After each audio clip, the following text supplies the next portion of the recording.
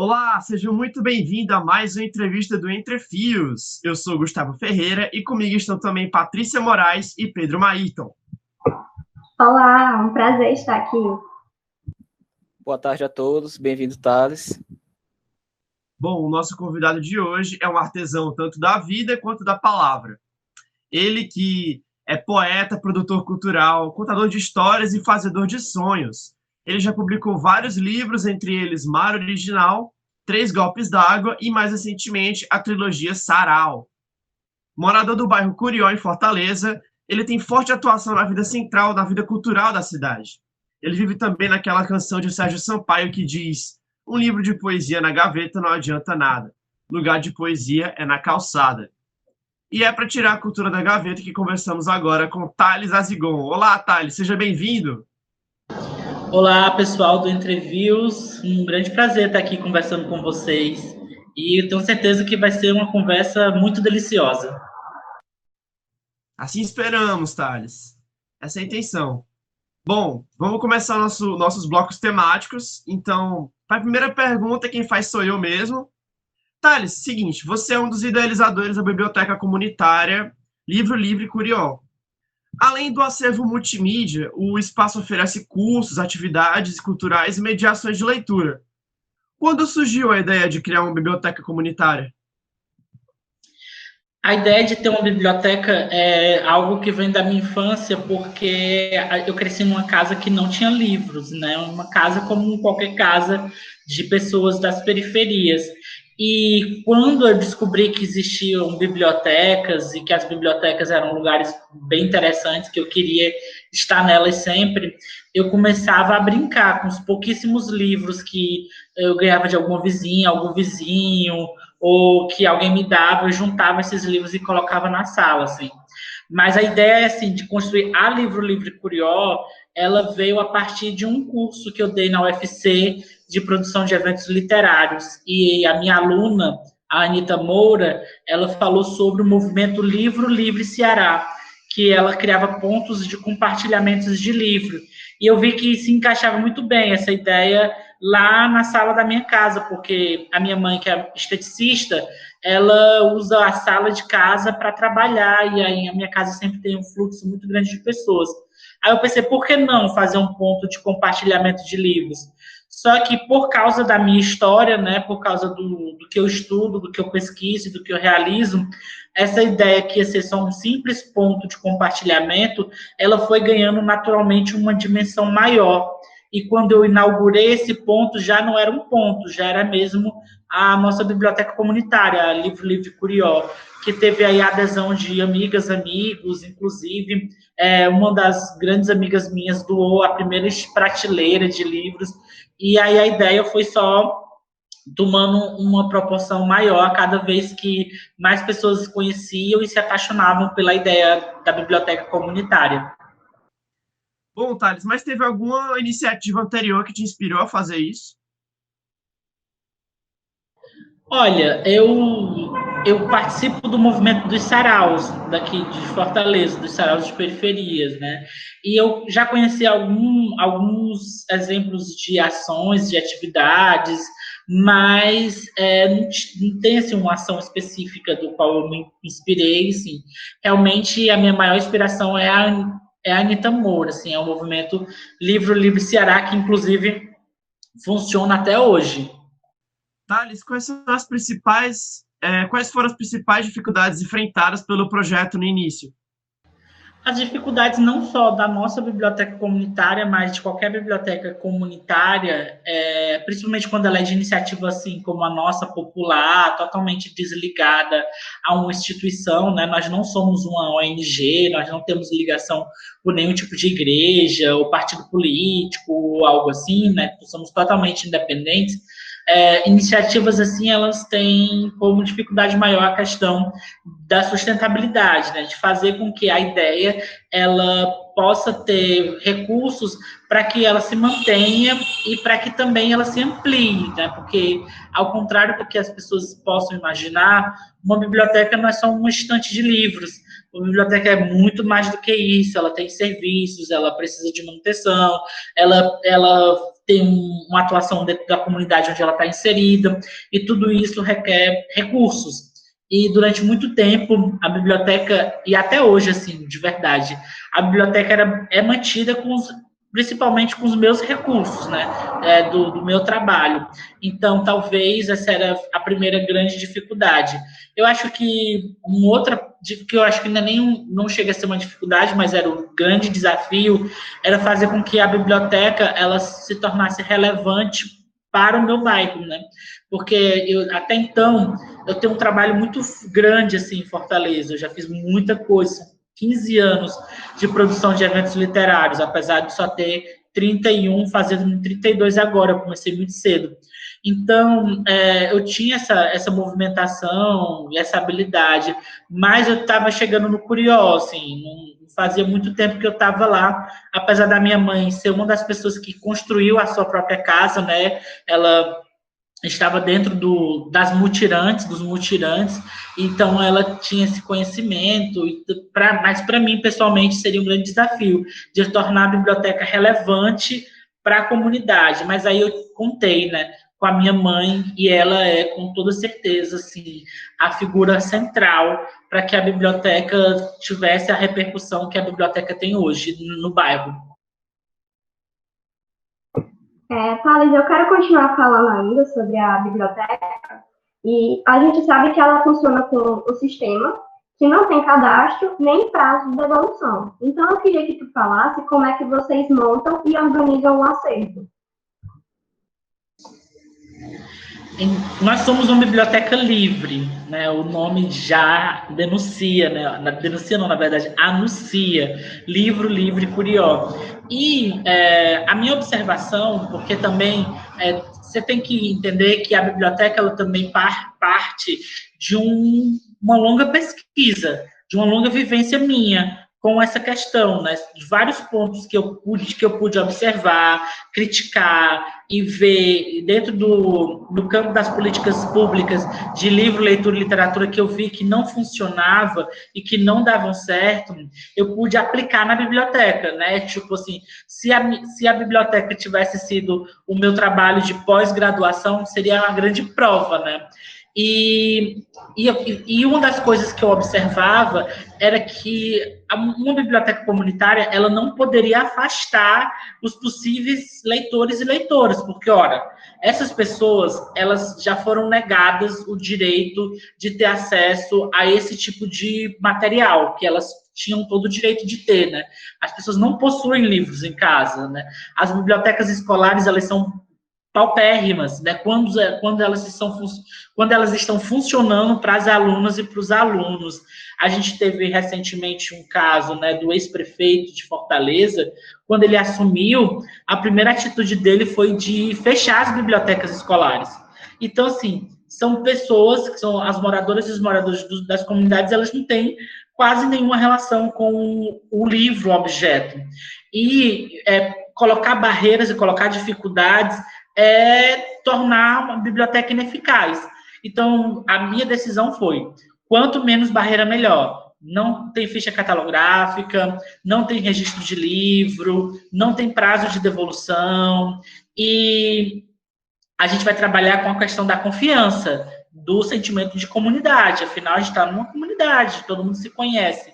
Não precisa de achar que alguém vai levar um livro e não vai devolver. E se... tanto faz para a gente. O que a gente faz mesmo, né, o que eu faço hoje, junto com a minha mãe, com a Lígia, com o Pedro Ilha, com o Daniel, com todas as pessoas que colaboram na biblioteca, é organizar o acervo de uma maneira que seja funcional. Por exemplo, livro para as crianças ficam nas estantes mais baixas, livros separados mais ou menos por assunto, para facilitar a pessoa localizar, tipo literatura brasileira, livros de pesquisa, de uma maneira muito intuitiva, até mesmo porque uma das questões que eu sempre toquei era de fazer com que as leitoras e os leitores elas fossem independentes também, até na questão de achar o livro que elas querem, e não ficar falando assim, eu quero livro tal, e a gente ir atrás do livro para essa pessoa, né? Então, a gente pensou assim, e tá dando muito certo, dá muito certo. para nosso modelo de biblioteca. E conta mais ou menos com quantos títulos o acervo? O acervo, ele iniciou com os meus livros, né? Eu doei os meus livros e também com os livros que a Anitta mobilizou pelo Livro Ceará e também os livros que eu ganhei de presente no dia do meu aniversário, porque esse é um detalhe. A biblioteca ela foi inaugurada no dia do meu aniversário já para poder que as pessoas dessem livros para a biblioteca de presente ao invés de me dar um presente. E a gente começou assim mais ou menos com uns 200, 300 livros. Hoje o acervo ele é imenso. Por quê? Porque nós temos 2 espaços, a biblioteca cresceu, a gente fez um centro cultural, basicamente, né, que é a Casa Voa. Então, olha, eu acho assim, que contando todos os tipos de mídia física, né, eu acho que nós devemos ter aí na casa de uns 1000 títulos. E isso porque o acervo, ele é fluido. Sem falar que a gente doa acervo para outras bibliotecas e para outros projetos de leitura. Só na Bienal do Livro, numa ação coordenada com a Livro Livre Ceará e também com o Movimento Viva a Palavra e a Rede Jangada Literária, a gente conseguiu mais de 5.000 livros de doação. E esses livros foram redistribuídos para bibliotecas de várias cidades do Ceará. Então, a gente faz esse trabalho assim continuamente. Todo mês tem alguém que me pede livro e que a gente doa livro. E, assim, eu não tenho zero medo de não ter acervo, porque todo mês eu recebo bastante doação. E quais são os tipos de livros assim, que são mais procurados pelos leitores? Os livros que são mais procurados são os livros infantos juvenis, porque o nosso maior público é esse. Né? Antes da pandemia, a gente tinha até uma rotina assim, na biblioteca, porque a rua lá de casa, ela é como se fosse uma rua principal, assim, e perto de uma escola, que é a ex-professora Isabel Ferreira. Então, quando terminava a aula, as crianças e os adolescentes já passavam lá pela rua e já passavam na biblioteca e levavam o livro e ia para casa. Isso todos os dias, né? E, então, assim, esse é o público principal. Sai muito livro infantil, infanto-juvenil. E aí, depois disso, tem uns livros que interessam a juventude, né? Livro de terror, ficção científica, livro de literatura e, eventualmente, os livros que são demandados pela escola, tipo, quando vão fazer um trabalho, uma pesquisa, algo assim nesse sentido. É tanto que a gente foi adaptando também o acervo da biblioteca de acordo com o uso que ela tem. Porque eu ficava sempre tocando nessa função. Se olha, gente, nós não somos uma biblioteca pública, a gente não tem a obrigação de ter uma biblioteca para conservar acervo e não, essa biblioteca aqui, ela é feita para o acervo circular. Então, a gente sempre procura deixar lá na biblioteca, né, nos nossos 2 espaços, o acervo que realmente sai. O acervo que tem essa demanda, né? O acervo que não tem essa demanda, a gente procura verificar quais espaços precisam dele e a gente doa. Mas já houve, assim, problema com devolução? Já houve algum problema? Não, a gente não tem nenhum tipo de problema, assim. E é tão interessante que muitas das vezes o que acontece é que a nossa casa, né, ela é comprida, né, ela é pequena, mas ela é comprida. E muitas vezes a gente está lá na cozinha, eu, a mãe, a minha irmã, e aí os meninos entram, abrem o portão, pegam os livros, fecham o portão, às vezes de noite a gente está lá dentro. A gente, olha, sinceramente, eu não tenho nenhuma preocupação. E acho que a comunidade, ela entende tão bem a questão da importância da biblioteca, que, assim, o nosso outro espaço, a Casa Voa, como a gente tinha umas gatas, as nossas gatas ficavam lá, eu deixava as portas do quintal abertas, e ainda fica, né? As portas do quintal abertas, a gente tem televisão, a gente tem projetor, a gente tem... Então, tipo assim, eu não tenho nenhum medo de ser roubado, nenhum medo disso, porque eu entendo que as pessoas sabem da importância da biblioteca, elas sabem que aquilo é da comunidade, né? Ao contrário do que o senso comum acha, ao contrário do que o senso comum pensa sobre a periferia, na verdade a periferia é muito mais organizada do que certos espaços da cidade que são ditos não periféricos.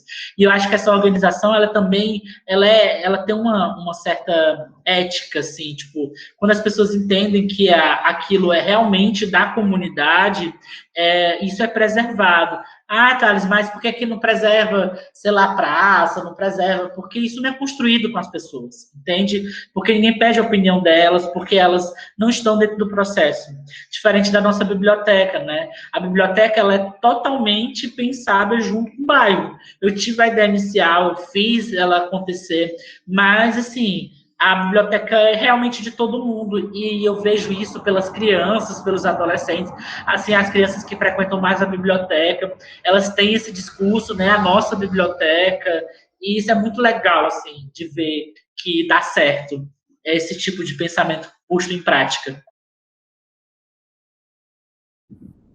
Thales, a biblioteca inclui um acervo multimídia, livros, filmes e até um acervo digital, né? Portanto, várias formas de se ler.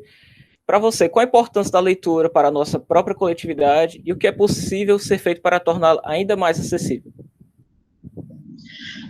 É muito importante essa pergunta, porque a sociedade ela não entende o que é leitura, né? E isso também entrava até na construção das políticas públicas de livro, leitura e literatura. Olha, nós vivemos hoje, eu já falei isso em algum lugar, nós passamos no Brasil, né? O que nós estamos passando pelo Brasil, na verdade, é um problema de leitura, né? Porque, assim, a partir do momento que a gente não sabe escolher um governador que vai ser o governador principal do Brasil, e essa pessoa comete todas as atrocidades, e toda a sua equipe comete todas as atrocidades, e a gente está, assim, encravado dentro de uma maré de notícias falsas, tudo isso é um problema de leitura, porque as pessoas não sabem processar essa informação, elas não leem, elas não entendem, elas não conseguem refletir, porque elas não têm parâmetros para que isso aconteça, né? E isso acontece de maneira múltipla. Não é só o livro que dá esse conhecimento. A biblioteca, ela está encravada na filosofia do Paulo Freire, e o Paulo Freire, ele fala que a leitura, antes de tudo, é primeiro uma leitura de mundo, e depois a gente vai passar a leitura da palavra e uma amplifica a outra. Então, tudo é passível de ler, e a gente entende isso como biblioteca. É tanto que as nossas ações principais, assim, que eu vejo, não é o acervo, assim. O livro está lá, ele tem um poder simbólico, político, ele tem digamos assim, um pretexto de organizar, mas o principal mesmo da biblioteca são as ações que ela constrói dentro da comunidade, né? É a mediação de leitura, é o clube de leitura das mulheres, é o clube de leitura das crianças, é o sarau, é o festival de música Tarará, é as ações que a gente faz coordenada com a União do Povo de Santa de Virgens, como a Parada da Diversidade da Messejana, como a Feira dos Empreendedores LGBTQIA+. Então, todas essas ações, elas são tão importantes quanto o livro físico. E isso leva, uma coisa leva a outra, né? É o cineclube, então, isso tudo compõe a biblioteca. Então, eu acho que, assim, mais do que a importância física de um livro, que é realmente extremamente importante, eu não estou diminuindo isso, mas é esse entendimento que a biblioteca, ela trabalha com a leitura de mundo. E aí, é por isso que a nossa biblioteca talvez seja esse grande sucesso, as pessoas falem tanto sobre a Livro Curió. Thales, como você acha que podemos incentivar a leitura na sociedade? Já que você disse que um dos grandes problemas da sociedade atual é justamente a falta de leitura. Primeiro, a gente precisa reconhecer que essa é uma pauta prioritária, porque isso não é reconhecido como uma pauta prioritária, né? Se a leitura, ela é simplesmente só um lema, é só uma propaganda, é só enfim.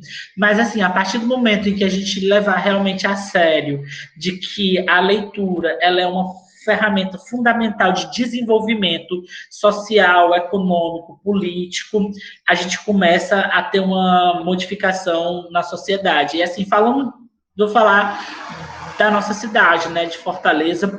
E falando de Fortaleza, então, a situação ela é muito crítica, né? Eu dei o exemplo agora das bibliotecas escolares, mas não mudou muita coisa, assim. A situação das bibliotecas escolares é triste. E, além disso, as bibliotecas públicas de Fortaleza. A nossa biblioteca pública, imagina só, quando a pessoa vai em Nova York, ela vai na Biblioteca Municipal de Nova York, é uma coisa, assim, que de ficar extasiado, e não vou muito longe, né? Até a Biblioteca Pública de São Paulo, bibliotecas públicas municipais é o exemplo do conhecimento e da inteligência de uma cidade. Quando você vai na Biblioteca Pública de Fortaleza, é uma coisa assim tão triste a situação da Dolo Barreira, é uma situação de degradação, de abandono, de falta de gerência que existe aquele espaço, que é como a prefeitura ela lida com o assunto leitura dentro da cidade, né? E aí eu acho que isso perpassa também por esse entendimento do setor político de que desenvolvimento de leitura, desenvolvimento de inteligência é fazer com que a sociedade civil ela fique mais ativa, ela fique mais cobradora do poder público. Então, é um assunto que a gente pode mexer assim, só meio por cima, né? Nessa educação tecnocrata, essa educação feita só voltada para o trabalho.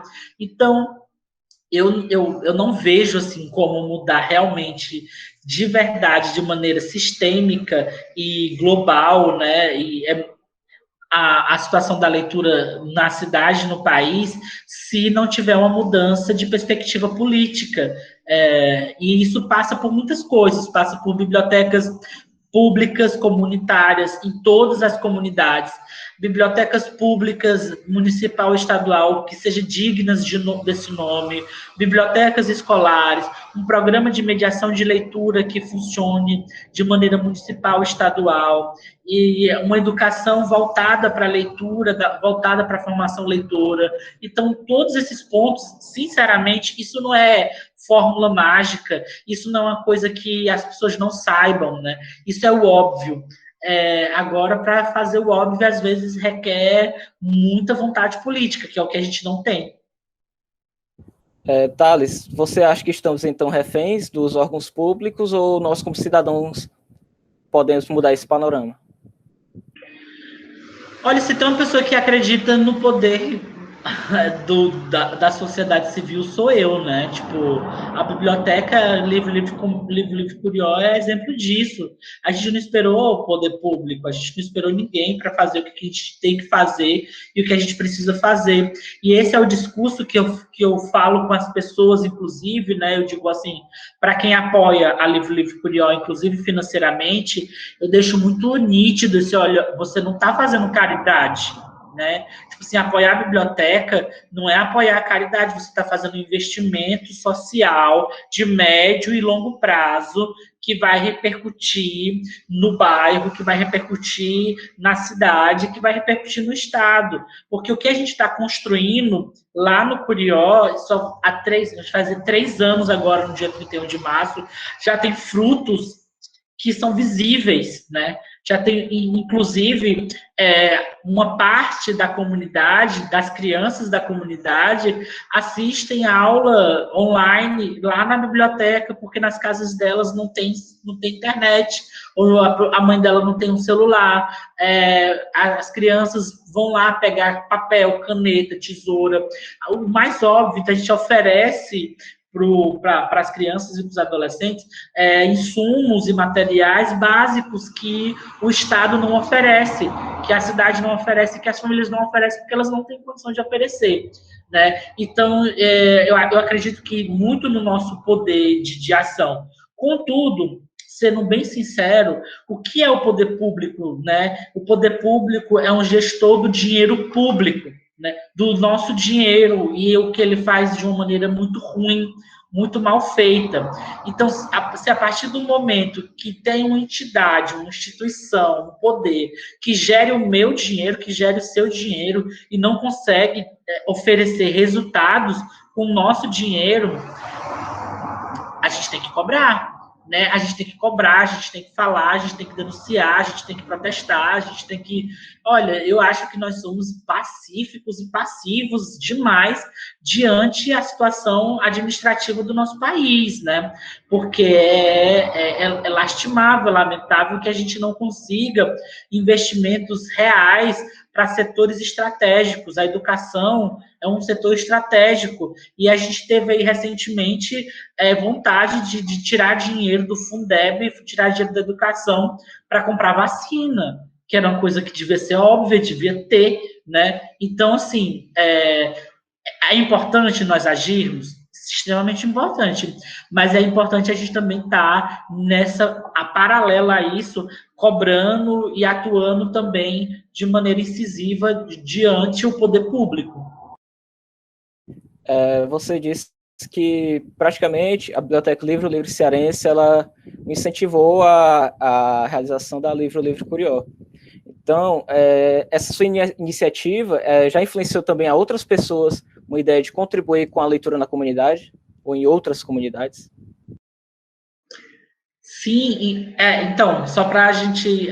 A Livro Livre Ceará é um movimento, né? Não é uma biblioteca, ela é um movimento que faz várias ações e ajuda com que algumas pessoas possam fazer ações nas suas comunidades, nos seus bairros, nas suas lojas, né? Porque, por exemplo, a Livro Livre Ceará, ela ajuda a fazer até pontos de compartilhamento de livros e espaços comerciais, que é um trabalho muito legal que a Anitta Moura faz.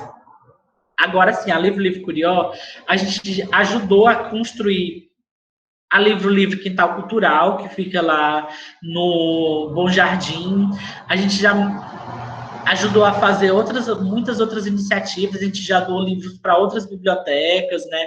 A gente dá apoio pedagógico, estrutural, para a criação de outros espaços, como a gente fez agora com o pessoal da Livro Livre Riachão, que é na Itaitinga. Então, a gente acaba também agindo e ajudando a formar uma rede informal também de colaboração. Interessante, Thales. Retornando à questão da acessibilidade, há acervos em braille para pessoas com deficiência visual na Livro Livre Curió? Olha, assim como a maioria da organização da cidade, a gente ainda tem muitas dificuldades com a questão da acessibilidade, né? Porque assim, a acessibilidade, ela custa uma grana e a gente às vezes consegue só o básico de fazer a biblioteca funcionar, né? A gente ainda não tem um acervo braille, a gente não tem um acervo de audiolivros como a gente queria ter, né? A gente não tem um espaço adaptado, né? Que a gente queria ter um espaço adaptado com estantes que fossem mais inteligentes, né, com móveis que fossem mais inteligentes, mas isso custa uma grana, assim, infelizmente a gente ainda não tem essa chance de acessibilidade porque nos faltam recursos financeiros. Então é uma perspectiva para o futuro, então, o objetivo da biblioteca. Total, assim, é uma coisa que a gente vem conversando desde o início, assim, de como a gente pode fazer isso. Até mesmo na identificação das pessoas da comunidade, né? Por exemplo, a gente tem algumas pessoas da comunidade que são cegas, crianças que são autistas e tal, que a gente tenta já conhecer e para entender quais são as demandas dessas pessoas que a gente possa atuar junto com elas. Thales, você disse que as crianças e os adolescentes das escolas perto da biblioteca, elas são o público principal da Livro Livre Curió. Mas há frequência constante de adultos que se interessam para realizarem leituras, pegarem livros também? Sim, é assim, olha, a biblioteca, na verdade, ela está formando esses leitores e essas leitoras, porque a minha mãe, ela é manicure, né?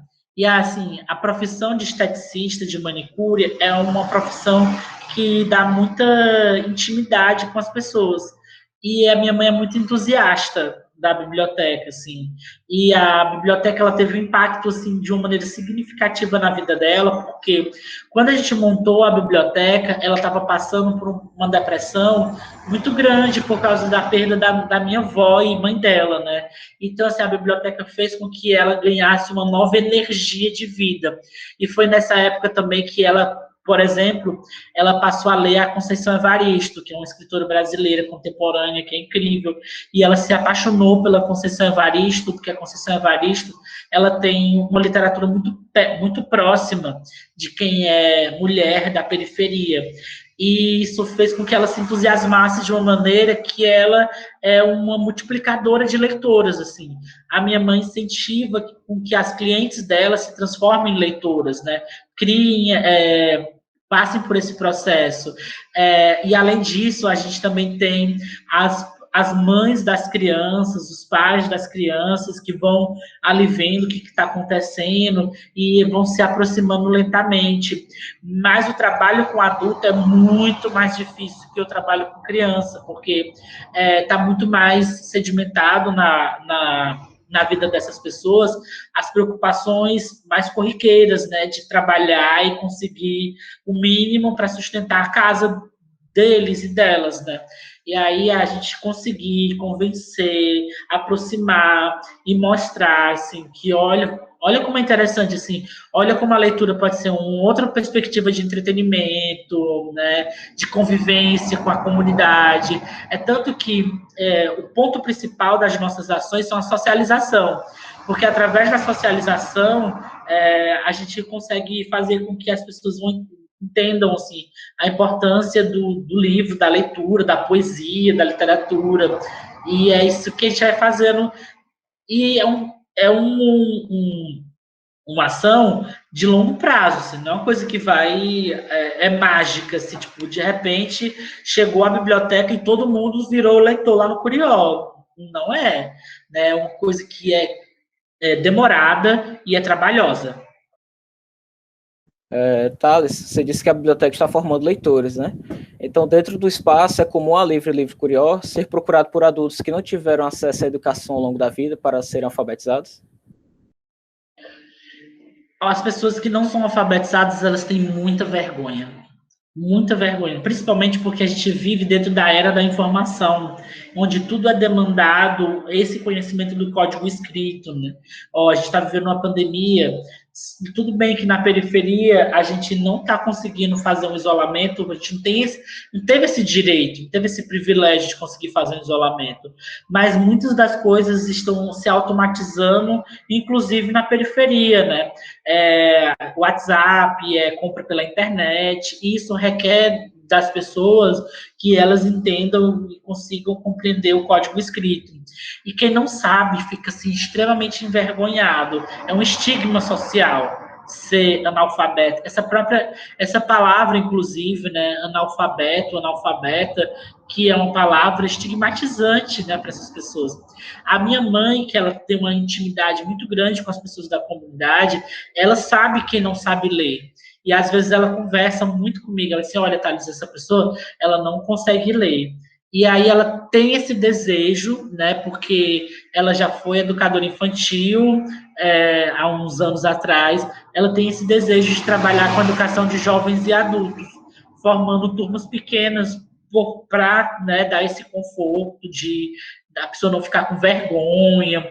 É tanto que a gente tem uma palavra que era um adjetivo pejorativo na cultura brasileira, que é o Mobral, né? Tipo assim, sai daí, Mobral. Mobral era a pessoa que estava passando pelo sistema de alfabetização da ditadura militar, que era horrível, e a pessoa tinha que aprender um monte de coisa em pouquíssimo tempo, e isso não acontecia, né?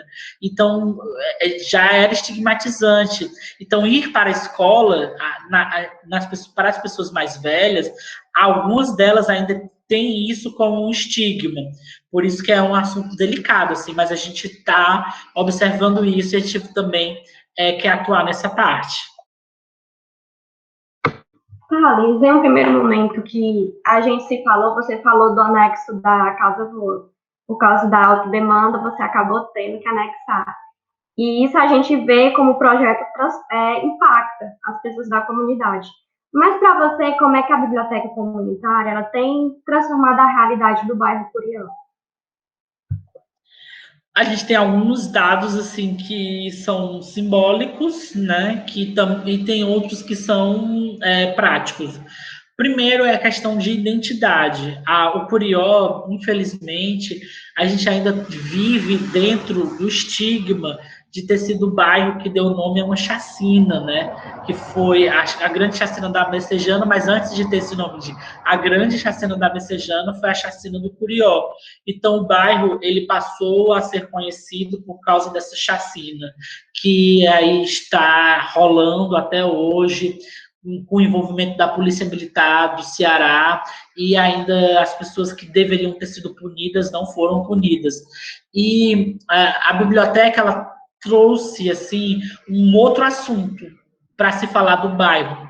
E a gente, se você fazer assim, uma pesquisa de colocar Curió, vai aparecer agora a biblioteca.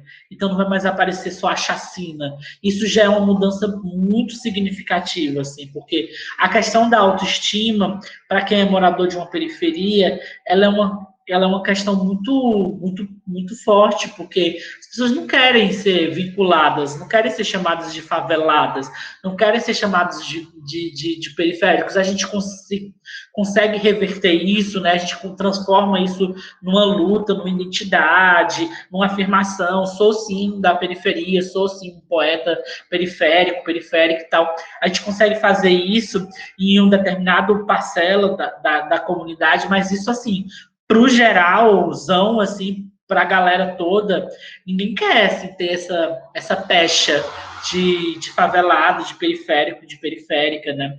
Então, a biblioteca, já só em mudar isso, já é muita coisa, assim. Agora, sim, a gente passou a ter um espaço para eventos da comunidade, que as pessoas podem ir lá, principalmente os jovens, né? Porque isso falta muito, então, tipo assim, eu quero fazer um sarau, eu quero gravar o clipe da minha banda, eu quero gravar o vídeo do meu canal do YouTube, eu quero assistir a aula aqui. Isso já é uma coisa assim, bem legal, que a gente só pôde fazer isso quando a gente conseguiu fazer a Casa Voa, né? Ter esse outro espaço que foi mais amplo. Fora isso, a gente também tem algumas outras coisas práticas, como a nossa biblioteca, ela ajuda até na questão de renda da comunidade, porque, por exemplo, ano passado teve a Bolsa Jovem de Fortaleza, né? Alguma coisa assim do tipo. E aí, nessa Bolsa Jovem de Fortaleza, a biblioteca conseguiu inscrever 9 bolsistas. E aí foram 9 jovens da comunidade que durante um ano e um mês ou 2 meses receberam uma bolsa, uma grana para poder fazer coisas interessantes, né? E além de outras coisas, assim, a gente que vai atrás, mostra curso, mostra oportunidades que a gente consegue, assim, e vamos tocando. Thales, vou falar agora sobre o Biblioteca nas Praças, que é uma atividade da Livro Livre, né, contemplado pela Lei Aldir Blanc, cujo propósito é auxiliar os trabalhadores e trabalhadoras da cultura nesse contexto de isolamento social. Como a pandemia mudou a dinâmica da biblioteca? 100% a dinâmica da biblioteca foi modificada. Primeiro porque, assim, a gente não... por exemplo, lockdown, não estamos funcionando, né? A biblioteca ficou fechada. A gente só abriu a biblioteca fisicamente quando a biblioteca da UFC abriu. A gente esperou assim, alguma biblioteca maior desse sinais de segurança, e a partir que a biblioteca da UFC abriu, a gente começou a abrir a nossa biblioteca também. Mas aí também, não só essa questão, porque a biblioteca, principalmente o primeiro período da pandemia, ela se transformou provisoriamente assim, numa base de apoio, né? A gente mobilizou doação de alimentos, principalmente para as crianças, os adolescentes e as pessoas que estão associadas e trabalhando diretamente lá na comunidade e estão associados a bibliotecas, produtos de higiene e limpeza. E a partir disso, a gente foi pensando como é que a gente poderia reinventar a biblioteca. Nós já tínhamos um site, a gente criou uma biblioteca digital para dentro do site e continuar dando opções de informação, de livros, de leitura para as pessoas, né? E o Biblioteca nas Praças, ele é uma das várias ações que a gente está pensando assim nesse período da pandemia. Anteriormente, a gente já tinha feito biblioteca na praça, porque, assim, a comunidade, apesar de ser muito pequena, a circulação das pessoas nem sempre é tão grande, assim, né? Não é todo mundo que vai de uma rua lá no começo do bairro que frequente a rua da onde está a biblioteca. Então, a gente entende que a gente precisa alcançar o máximo possível de pessoas. E quanto mais pessoas do Curió saber que a biblioteca existe, melhor.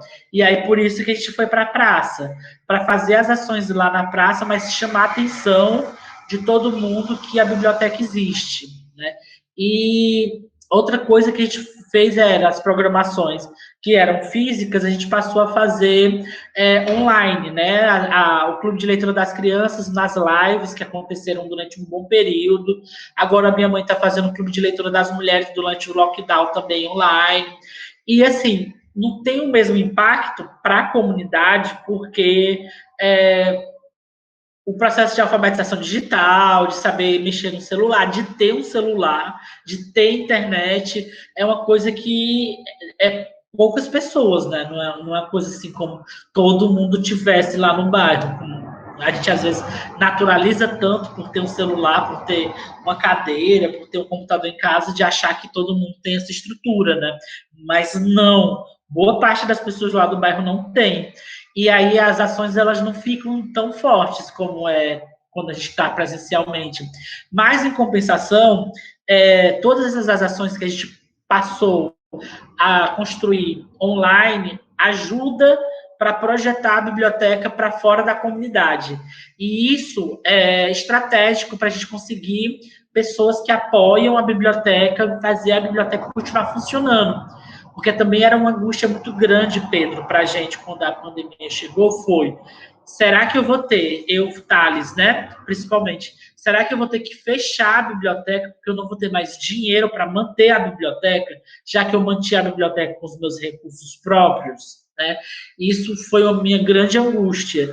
E a gente foi tentando inventar, assim, coisas para aumentar o número de apoiadores no Apoia-se. E, assim, a gente ainda está um pouco longe da meta que a gente deseja, mesmo real, mas já é muito melhor assim, do que era antes da pandemia. Então, a gente conseguiu, pelo menos, isso, né? Trabalhar a imagem da biblioteca para fora da comunidade. Bom, Thales, falando sobre a sua literatura, eu queria saber de ti, o seu livro Sarau, número 1, ele inicia com a provocação: vocês querendo ou não, isto é literatura. Quem são esses que dizem o que é e o que não é literatura? Então, eu fiz letras na UFC, né, até o 6º semestre, sou um aluno jubilado da UFC, e não só isso, eu sempre fui uma pessoa que, desde quando eu conheci o mundo dos livros, eu comecei a ler crítica, a entender o que era esse universo do livro, da leitura, da literatura, e eu fui crescendo e fui percebendo que existe um muro, onde de lá para cá você pode participar e daqui para lá, quando muito, você pode ser público, né? E assim, eu não queria ser público, tipo assim, eu não queria ser só apenas um leitor, não que isso seja pouco, né? Ser leitor é incrível e é participativo, a leitura é uma coisa ativa, não é uma coisa passiva, mas é pouco ainda para a construção do que eu queria, né? Do que eu ambicionava desde cedo. E só que, assim, para que acontecesse isso, para que eu pudesse não ser somente público, eu tinha que, de um certo modo, receber alguma espécie de validação, porque o sistema literário ele tem instituições que faz validação, o que é e o que não é literatura. Algumas delas eu posso citar, uma delas é a academia, que é essa entidade da universidade, são o conjunto das universidades, outra delas é a mídia, e outra delas é o poder público. Né? Essas 3 grandes instituições validam o que é e o que não é literatura. Só que eu tive a grande sorte de nascer em 1989, né, já virada para os anos 90, e já período em que as pessoas que vieram antes de mim já estavam lutando para modificar esse tipo de sistema. E elas conseguiram muita coisa, né? Não é à toa que hoje nós temos a maior escritora brasileira, a maior entidade literária brasileira, uma mulher negra da periferia, Conceição Evaristo. Não tem outra pessoa que seja tão grande quanto a Conceição Evaristo. Apesar de ela não ter sido aceita na Academia Brasileira de Letras, olha, que é uma instituição validadora também, entendeu? Ou seja, esses vocês, querendo ou não, isto é literatura, eu estou falando diretamente para todas essas instituições, né? E estou falando ainda para as pessoas que estão dentro do que a gente chama de mundo branco, que acham que o que é arte, o que é cultura, o que é literatura vai passar pelo filtro delas, assim, tipo, sinceramente, eu tenho que informar que não é, né? Nunca foi. Vocês tentaram, assim, de um certo modo, de um tempo, fazer que fosse, né? Tipo, mídia, academia, que tentaram impor o que era arte, o que era cultura, mas a gente não deixou, né? E aí isso é tão bom para todo mundo que, assim, eu acredito que nunca a literatura brasileira, a arte brasileira foi tão mais criativa como é agora, assim, porque ela está muito mais sujeita a esses atravessamentos dos artistas das periferias, das artistas negras, dos povos que são chamados de indígenas, né? Que são os povos e as comunidades que estavam aqui antes da gente. E isso tem sido muito mais benéfico do que as pessoas acreditam, né? Então, essa provocação que eu faço no sarau, eu acho que deveria ser tomada, era assim, como um benefício, porque, assim, se a literatura não é aquilo que essas instituições querem que seja, que bom para a literatura. Entendi, Thales. Mas, e aí, para você, o que é literatura? Olha, literatura, a gente tem aí uma grande gama de possibilidades de dizer o que é literatura, mas eu posso afirmar, assim, de uma maneira bem simplista, que é esse uso estético da linguagem. A partir do momento que eu faço um uso estético da linguagem, eu posso já estou entrando aí dentro do mundo da literatura.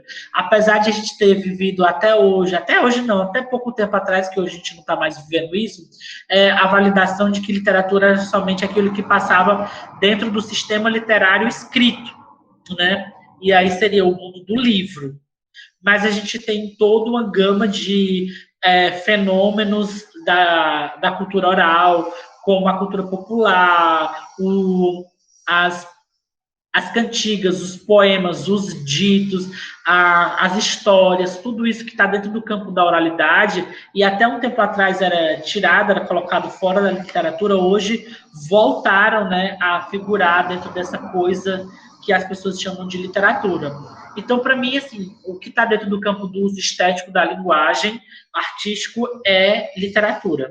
Massa. E percebe-se, Thales, que você valoriza realmente, você admira muito a Conceição Evaristo, né? Você fala dela bastante, você fala muito bem dela. Mas, além dela, quais são as suas principais referências literárias?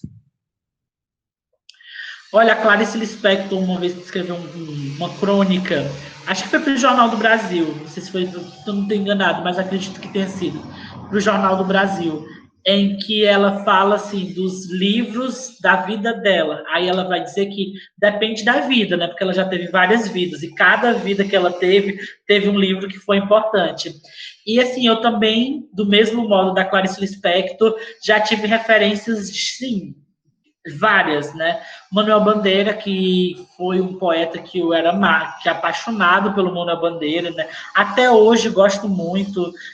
Júlio Verne, Clarice Lispector, que eu sou assim, extremamente fã, Conceição Evaristo, os poetas e as poetas dos saraus, né? Minhas contemporâneas, Nina Risse, as meninas do Pretaral, a Sabrina, a Samara, a Tuíra.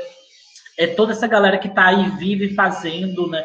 Patativa do Assaré, que é uma pessoa que eu acho assim, eu fico assim realmente encantado com a inteligência do Patativa e fico assim chocado. Uma vez eu fui dar aula em São Paulo, não, isso foi em São Paulo, e aí eu fui falar sobre o Patativa e ninguém conhecia o Patativa, e eu ficava pensando assim, vocês moram no mesmo país que eu moro? Porque sinceramente não existiu em São Paulo, na história do Brasil inteiro, um poeta do tamanho do Patativa da Saré, né? Assim, e vocês desconhecem o Patativa. E, assim, tem muitas referências. Isso no mundo do literário, né? Se for falar no mundo artístico, isso amplia para muitas coisas, assim, Racionais, Adriana Calcanhoto, Cássia Eller, pintura, eu sou muito apaixonado por arte, né? Gosto de Sérgio Esmeraldo, Leonilson, então, assim, é uma infinidade de referências. Thales, eu queria focar agora na questão da acessibilidade, porque os teus livros, eles podem ser encontrados, assim, gratuitamente na internet, né? Tanto leitura mesmo, como em áudio. E também a tua poesia é uma fala, assim, poética, que tem uma simplicidade, mas também carrega um certo grau de complexidade. Eu queria saber se essa preocupação com a acessibilidade foi algo que você sempre teve ou foi algo adquirido com essa experiência. Ai, foi uma coisa que eu tive que aprender, né? Porque, assim, a gente não nasce sabendo, entendendo o que está rolando, né? Eu preciso ainda aprender muita coisa. Eu preciso entender ainda como é que realmente funciona essa questão de outras acessibilidades, porque eu estou falando aí de acessibilidade financeira, de ter um livro e, assim, a ideia de ter o sarau com o valor de um preço de que cada pessoa pagar somente aquilo que ela puder pagar, né, dentro do que ela achar que seja justo e dentro daquilo que ela pode pagar, isso foi para mim assim uma estratégia de publicidade também, tipo fazer com que o livro chegasse ao público de uma maneira barata, foi fazer com que as pessoas que eu realmente queria que lessem os meus livros pudessem ler os meus livros, né? Então, assim, tipo, eu não acho que eu sou, ai, meu Deus, eu sou uma pessoa, assim, maravilhosa porque eu faço isso, eu fiz isso, né? Eu fiz isso porque eu aprendi a fazer e isso me ajuda mais do que ajuda o restante do povo. Eu estou ajudando mais a mim mesmo. Mas eu ainda queria que eu pudesse ser acessível de mais formas, né? E acho que ainda vou aprender, né? Ainda vou entender como é que eu posso fazer isso. Mas que formas seriam essas que tu queria ser mais acessível?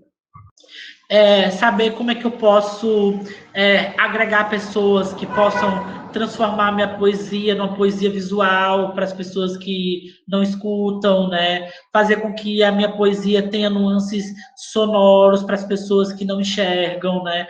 Fazer com que a minha literatura ela esteja em outros espaços que não só em Fortaleza, né? Que tem a internet, eu sei, mas a internet ela não chega em todos os lugares, né? E que ela chegasse em outros lugares. São essas coisas que eu quero aprender a fazer ainda. Thales, a trilogia Sarau ela tem uma forma singular de realização. Além de financiamento coletivo para custear a tiragem, o preço do livro ele varia conforme a consciência e a condição da pessoa interessada em adquirir um exemplar. No seu livro, você disse que já teve gente que comprou por 10 centavos, como também teve gente que comprou por R$100. Você poderia nos falar mais sobre essa ideia e como ela surgiu? Olha, o sarau, ele surgiu de uma maneira interessante porque eu estava escutando música no ônibus, né? Tava com meu fonezinho de ouvido e estava escutando o Diário de um Detento do Mano Brown Racionais MC.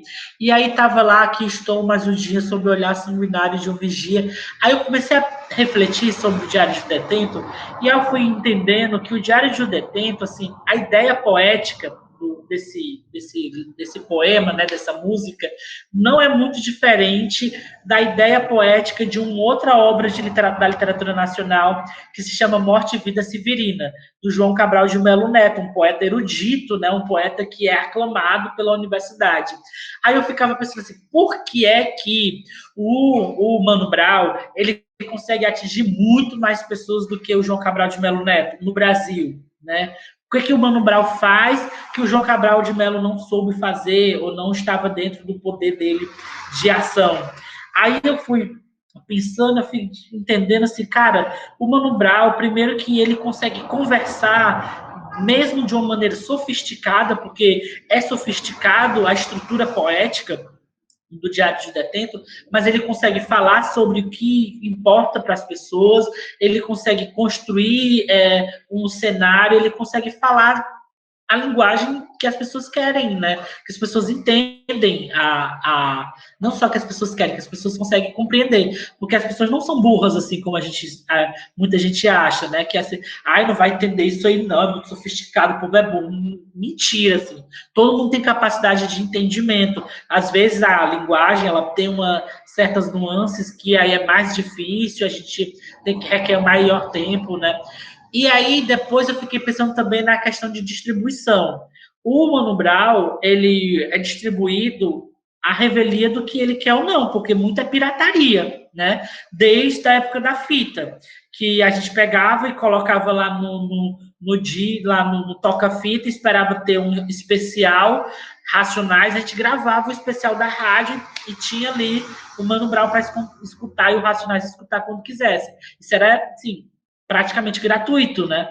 E isso, eu fiquei pensando assim, olha, se eu quiser realmente fazer uma poesia, porque eu tinha lançado, até então, eu tinha 2 livros publicados, e isso me angustiava, assim, como é que eu vou fazer uma literatura que vai falar com pessoas que eu queria falar, né? Que eu queria conversar, que eu queria estar perto dessas pessoas. E aí eu fiquei viajando nessa do Mano Brown. E aí eu até escrevi um artigo sobre isso, que um tempo depois eu fiquei pensando sobre a questão da distribuição fonográfica do forró cearense. Porque o que o forró cearense fez, né, como modelo de negócio? Eles pegavam e faziam os discos, que era quase como se fosse disco pirata, botavam uma capinha de papelão bem simples, e distribuía nos shows, né, gratuitamente. E isso aí, de repente, no começo dos anos 2000, todo mundo escutava Vírus do Forró, todo mundo escutava Solteiras do Forró, todo mundo escutava esse forró que era distribuído, porque era fácil acessar ele, né? E aí isso também me acendeu essa luz, assim, olha, eu não vou conseguir ser lido pelas pessoas e ser lembradas por elas enquanto o meu livro não for acessível. E aí foi dentro dessa ideia que eu construí a ideia da distribuição do sarau. Para viabilizar, lógico, né? Porque aí tinha assim, a indústria do forró tem grana suficiente para viabilizar isso, né? O Mano Brown, ele tem uns shows, né? Que consegue ganhar muito mais dinheiro do que se ele fosse vender CD. E eu, que sou poeta, que a gente não faz show, né? Aí eu tinha que pensar em algum modo. E aí o modo mais possível era o do financiamento colaborativo, né? Do financiamento coletivo. Então, a questão do financiamento, você se inspirou ouvindo Racionais, e você também, com a música, se inspira para escrever seus livros? Tudo inspira, tipo assim. Eu acho que um poeta, um poeta, o alimento deles, assim, a nossa matéria é a vida, né? Tipo, eu não vou assim inventar um outro universo para ir atrás de uma inspiração e tal. E acho incrível quem faz isso, mas assim, eu percebo que na maioria dos poetas e das poetas, a vida é inspiração total. Então, tipo assim, eu estar no meio da rua e aí de repente tá ali assim de bituca escutando a conversa de alguém e alguém diz alguma coisa, eu disse, nossa, isso é interessante.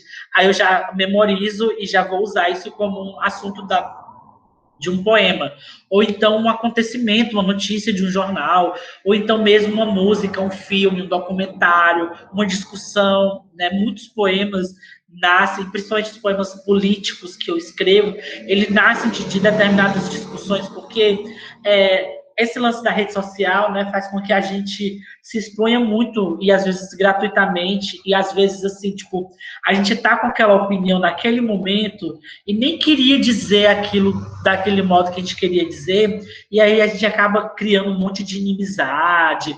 E eu aprendi que eu podia fazer isso com a poesia, né? Tipo, estruturar essa minha opinião, esse meu pensamento através da poesia e colocar ele para o público, e seria até mais aceitado, né? E isso também eu aprendi muito com um grande mestre, poeta, né, que é o Reginaldo Figueiredo, que ele diz, poeta daqui do Ceará, do Cariri, que mora no Maranguape, ele diz que antes da poesia, quando ele fazia, porque ele era do movimento popular de moradia, antes da poesia, ele fazia um discurso e era preso. Depois da poesia, ele fazia um discurso e era aplaudido. E eu escutava isso que o Reginaldo falava e disse, nossa, é isso, assim. A arte, ela tem um poder de embalar determinados discursos e vender eles para o público de uma maneira, assim, mais aceitável. Você falou do processo de criação poética do Mano Brown, vamos falar agora do seu. Na sua poesia, a gente nota que existe, tipo, o cotidiano, a cidade, que vai se infundindo numa subjetividade, né? Vai formando algo com memória, com ideias. E, assim, existe sempre, assim, você não é um eu lírico que fala sozinho. Explica pra gente como é que esse universo individual e coletivo foi se formando na tua escrita. Quando a gente tem 15 anos de idade, eu comecei a escrever mais ou menos nesse período, né, 14, 15 anos de idade, a gente começa a escrever a partir das referências, né, do que eu lia. Conheci o Manuel Bandeira, fiquei muito apaixonado por ele, e aí eu tentava, meio que de um certo modo, copiar aquele ar do Manuel Bandeira, de conseguir falar sobre o cotidiano das coisas e tal. Mas aí, com o tempo que a gente vai escrevendo, e vai amadurecendo, vai publicando, e vai conhecendo outros poetas, outros escritores, a gente entende que a literatura, ela, por ser uma arte, ela é planejada, né? Tipo, a gente planeja o que a gente vai construir. Eu acredito nisso. Eu não, assim, sinceramente, esse lance de inspiração, de coisas como se a literatura fosse um dom divino que você recebe, a poesia dos céus, e aí você transforma isso no papel. Eu acho isso balela, assim, né? Eu acredito que tem algumas pessoas, alguns poetas místicos, né, que conseguem fazer isso, tipo uma Santa Teresinha de Lisieux, que tem os poemas místicos de Santa Teresinha, que pode rolar, né, apesar de eu não ser mais católico, mas eu acho lindíssimos os poemas de Santa Teresinha. Eu acho que rolava essa uma coisa mística, mas eu, como artista, eu planejo o que eu vou fazer. E com o tempo, eu fui entendendo que eu precisava estruturar dentro do poema determinadas coisas que não estava em pauta na arte, né? Aqui, pelo menos aqui no Ceará. Uma delas era a cidade, porque eu escutava música e eu via falar de Garota de Ipanema, assim, falava do Rio de Janeiro, quando muito da Bahia, né? A gente tem aí o grandiosíssimo Caymmi, que canta Passar uma Tarde em Itapuã, você escuta aquela música totalmente impressionista. Jorge Amado também, né? Jorge Amado, você tenta, assim, já querer estar naquele lugar. E aqui, não, assim, eu pelo menos desconhecia, né? Porque também tem esse lance da gente desconhecer a literatura cearense. E aqui eu não via isso, assim, uma literatura que falasse de Fortaleza, que falasse dos bairros, das ruas, das pessoas, dos personagens. Então eu decidi fazer isso. Foi uma escolha, né? A outra escolha foi falar sobre a minha experiência como pessoa, porque eu sou um jovem gay, negro, indígena da periferia. E eu sei que isso é um pacote de coisas que fazem com que pessoas parecidas comigo não tenham tantas oportunidades ou não tenham tanto mobilidade social. E aí eu pensei assim, olha, então eu quero falar sobre a minha experiência de vida para pessoas parecidas comigo, e não também, né, para pessoas não parecidas comigo, para poder gerar empatia, para que essas pessoas entendam esse universo, consigam compreender que há outras possibilidades de pensamento. E isso são escolhas, assim mesmo. Assim. E aí, no campo da estrutura formal do poema, eu sou muito criterioso, assim, tipo, eu gosto de escutar o que eu estou escrevendo, né, assim, a maioria das pessoas leem os meus poemas assim que eu escrevo, eles são jogados lá no Facebook. Quando eu jogo um poema no Facebook, ali é a primeira versão. Aquele poema vai passar pelo crivo das pessoas. Eu vou entender se elas vão comentar, se elas vão curtir, né, se elas vão gostar. Aí depois daquilo, eu vou pegar de novo. Eu tenho alguns dias na vida que eu paro e vou lá no Facebook e olhar o que eu publiquei. Aí eu fico lendo, relendo, eu vejo o que foi. Aí a partir disso eu vou construindo e vou modificando o poema. E eu costumo escrever e ler em voz alta. E às vezes gravar no celular e escutar o poema que eu recitei. Porque eu acho que isso ajuda na estrutura do poema, assim, né? Eu vejo que tem uma área da literatura contemporânea que ela é muito anos 80, 70, que faz uma poesia assim, muito crônica, assim, muito voltada assim, quase para a prosa, onde a musicalidade quase não existe, que assim, eu leio algumas coisas assim, mas eu não gosto tanto. Eu gosto que o poema tem um ritmo, né? Tem uma musicalidade. Ele não precisa ser rimado para ter musicalidade. Então eu procuro sempre que tenha uma musicalidade para distinguir que aquilo ali é um poema, né? Que aquilo ali foi construído para isso, assim. Então, você considera a cidade como uma parte essencial da sua escrita? Sim, até agora sim, talvez daqui a um tempo não, né? Tipo assim, chegar um momento que eu achar que eu já falei o que eu queria falar, que eu queria refletir, aí eu vou para outro assunto, assim. Mas a cidade, para mim, até então, principalmente na trilogia Sarau, que o Sarau, ele é muito cinematográfico, assim, tipo, tem alguns poemas que é como se eu estivesse enxergando Fortaleza de cima, né? Tipo, se fosse Fortaleza fosse uma grande maquete viva e eu no poema eu vou comentar o que está acontecendo, né? Como no poema Sábado, que eu falo assim, alguém morre afogado, alguém quase morre afogado na Sabiaguaba, jogadores jogam, né?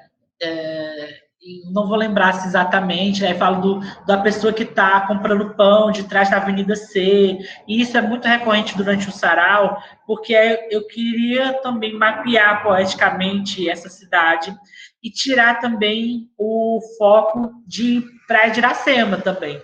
Porque, assim, as coisas que a gente tem de arte que fala de Fortaleza, né, como Ednardo, as Longarinas, Só Eu e a Ponte Velha continua resistindo, que é uma coisa linda.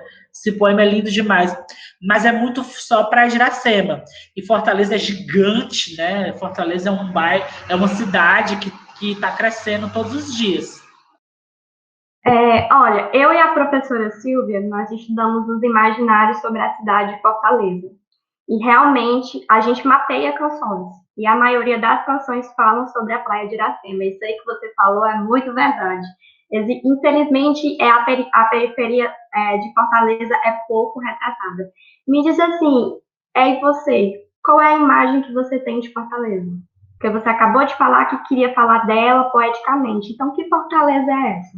Olha, para mim, Fortaleza, assim, eu tenho uma imagem, porque a imagem da minha infância e adolescência, que é a Lagoa da Maraponga, né? Assim, eu acho que a Lagoa da Maraponga é muito Fortaleza, porque primeiro que Fortaleza é cheia de lagoas, né?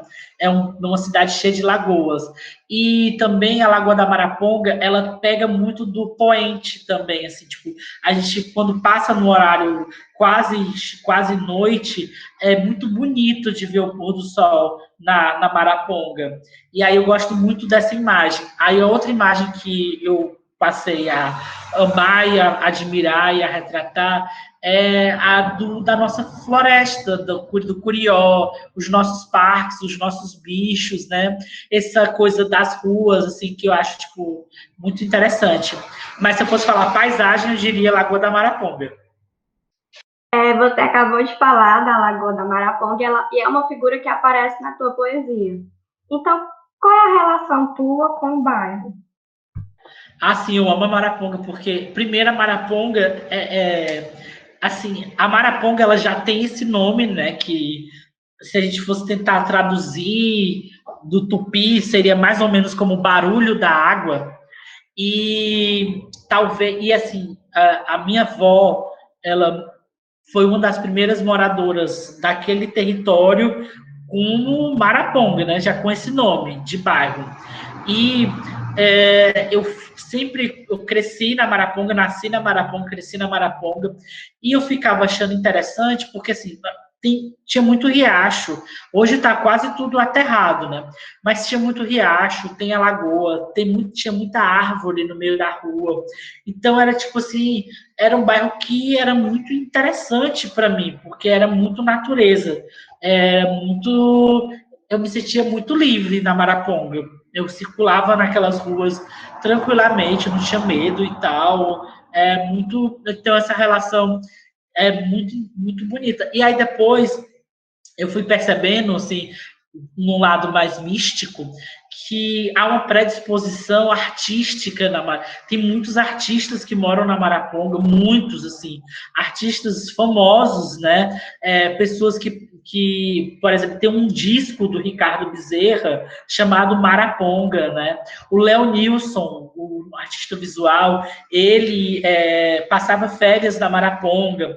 A Paula Iemanjá, atriz, mora na Maraponga. A Flávia Cavalcante mora na Maraponga, né? O professor Gilmar de Carvalho mora na Maraponga. Então, assim, tem uma coisa assim, meia artística ali na Maraponga também. Um dos nossos entrevistados, inclusive, foi o Ricardo Bezerra. E, assim, ele se disse um pouco decepcionado, porque aquela Maraponga que você citou, que era uma coisa mais natural, né, mais bucólica, desapareceu. Você também compartilha, assim, desse sentimento de desapontamento? Sim, inclusive tem alguns poemas que falam sobre isso, assim, né? Porque assim, o Ricardo Bezerra, ele viveu o lance ainda mais classe média alta, né? Porque ele dono de sítio e tal.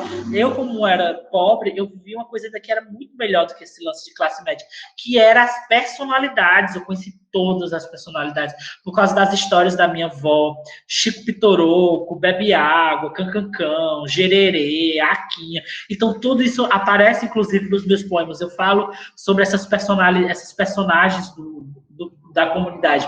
Infelizmente, a gente sofreu de uma coisa chamada especulação imobiliária, né? Porque no fim dos anos 90, começo dos anos 2000, de repente os ricos lembraram que morar na Maraponga era legal, o que já era assim, né? Porque nós sempre tivemos uma parte da Maraponga que é dominados por sítios e chácaras, de pessoas que moravam na aldeota e tinham sítio e chácara na Maraponga. Mas isso foi sendo esquecido e meio que uma classe média baixa e uma classe média ascendente era que ocupava o bairro. E aí, no começo dos anos 2000, a especulação imobiliária entrou de uma maneira forte, que eu lembro até de uma notícia que é de 2007 ou é 2008, que dizia assim, depois da aldeota e da água fria, o metro quadrado mais caro de Fortaleza é a Maraponga. Hoje eu acho que não deve ser mais, né? Mas teve uma época que foi extremamente valorizada. E aí isso levou com que várias coisas foram para lá para destruir o bairro, né? Inclusive, eu acredito que tem empreendimentos imobiliários que foram construídos ali ao redor da lagoa, que se aproveitaram de uma não regulamentação do Parque Ecológico da Maraponga, que deveria existir atrelada à Lagoa da Maraponga. E na tua poesia, o que é que une a Maraponga ao Curió, assim, né, nessa paisagem mais subjetiva? Pois é, a minha mãe que costuma dizer que ela tem duas raízes, uma é a Maraponga e outra é o Curió.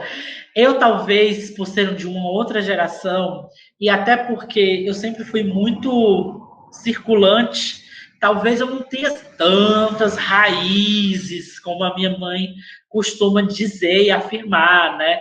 Eu seja realmente uma pessoa, assim, que gosto de viver tudo que eu posso viver, independentemente do bairro onde eu estou, do lugar onde eu estou. Mas, assim, o Curió me interessa porque ele é uma experiência coletiva de de tudo, né? Tipo, as casas foram construídas em regime de mutirão, e o Curió, ele também tem uma coisa que é muito forte que tem na Maraponga, é a natureza.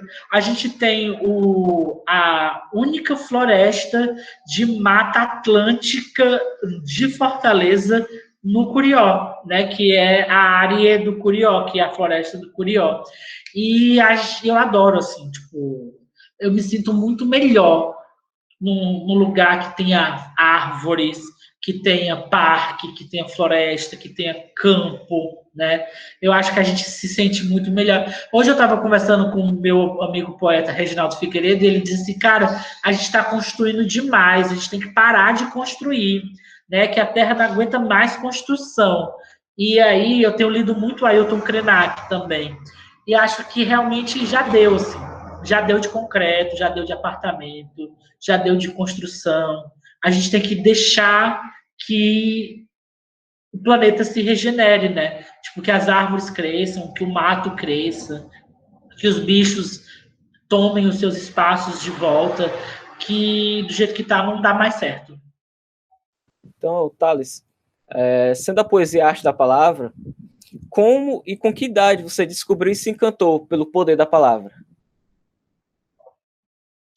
Olha, eu sou provavelmente, eu não posso afirmar assim 100% com certeza, porque uma das coisas das quais nós somos roubados, né, quando a gente é da periferia, é a nossa história. Mas eu sou muito provavelmente filho e ancestral do cruzamento de povos indígenas com povos africanos, né? O meu avô era um preto retinto, né? A minha avó contava história da sua bisavó, que era uma índia laçada. Então, eu tenho no meu DNA duas culturas que são extremamente orais, que são ligadas com a importância da palavra. Assim.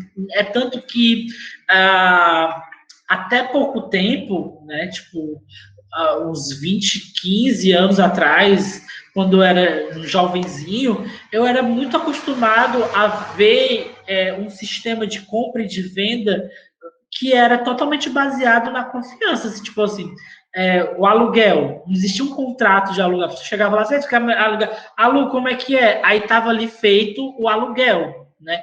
Porque a palavra da pessoa era de extrema valia, né? De extrema importância. Eu te dou a minha palavra. Isso é uma coisa que está na nossa cultura. E eu cresci assim. A minha avó, ela era uma grande contadora de história e ela era uma memória também. Acho que a função dela era de relatar para todo mundo que quisesse. Ela tinha um bar, né? E esse bar andava muita gente, mas ela gostava muito de contar a história das pessoas ali do nosso bairro. Então eu vivia perguntando para ela, vó, e fulano de tal, e ciclano de tal, vó, contar aquela história que aconteceu naquele dia, vó, e o que isso eu cresci assim, né? Com a minha avó, grande contadora de história.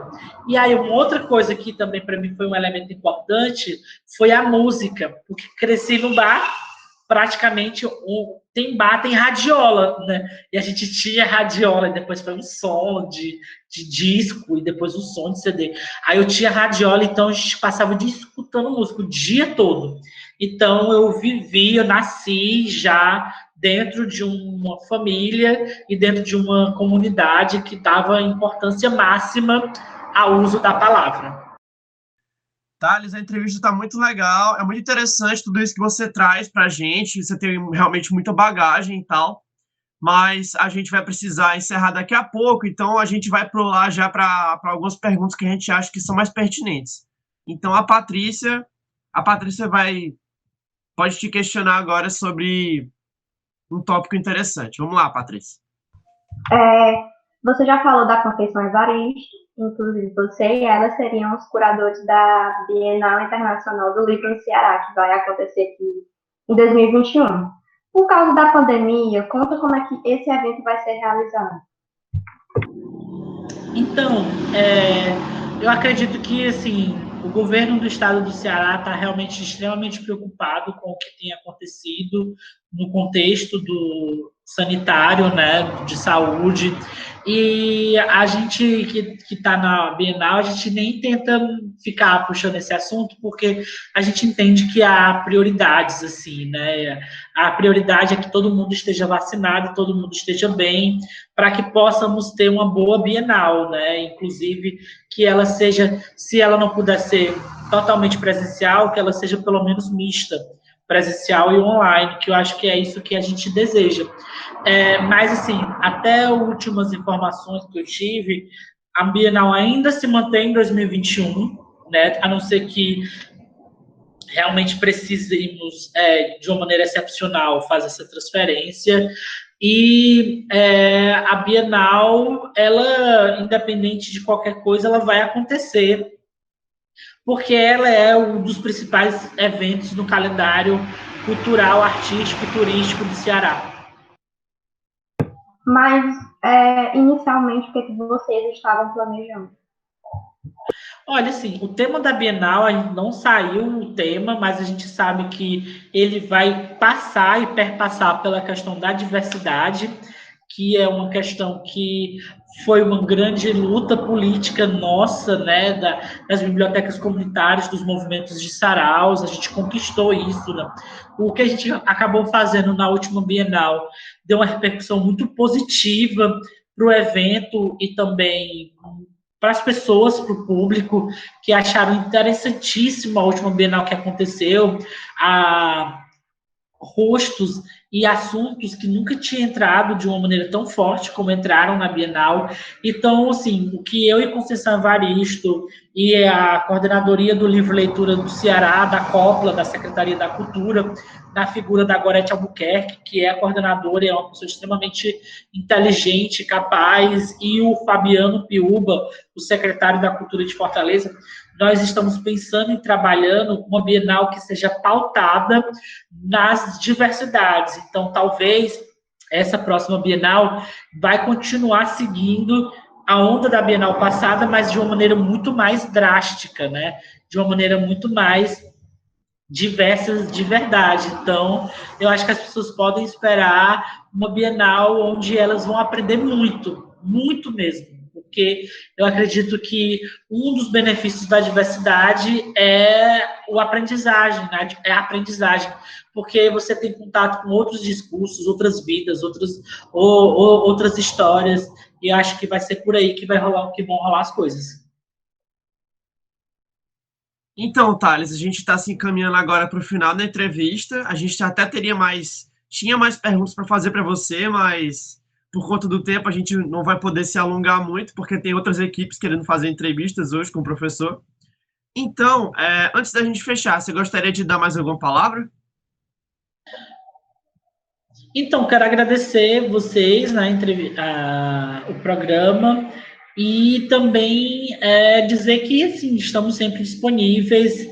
Eu, apesar de tudo, de fazer muita coisa, de ter muito trabalho, eu sempre acho que é extremamente importante nós, artistas, pensadores, produtores, estarmos à disposição da academia, da faculdade e de quem está aprendendo, né? Porque acho que experiências como essas farão que você se torne melhores profissionais.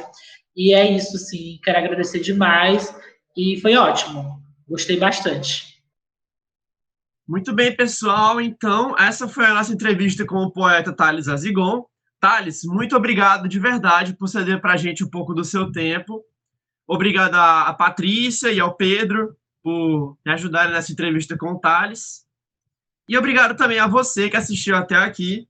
E você pode conferir mais entrevistas com pessoas de perfis diversos no Entre Fios. É isso. Tchau, gente.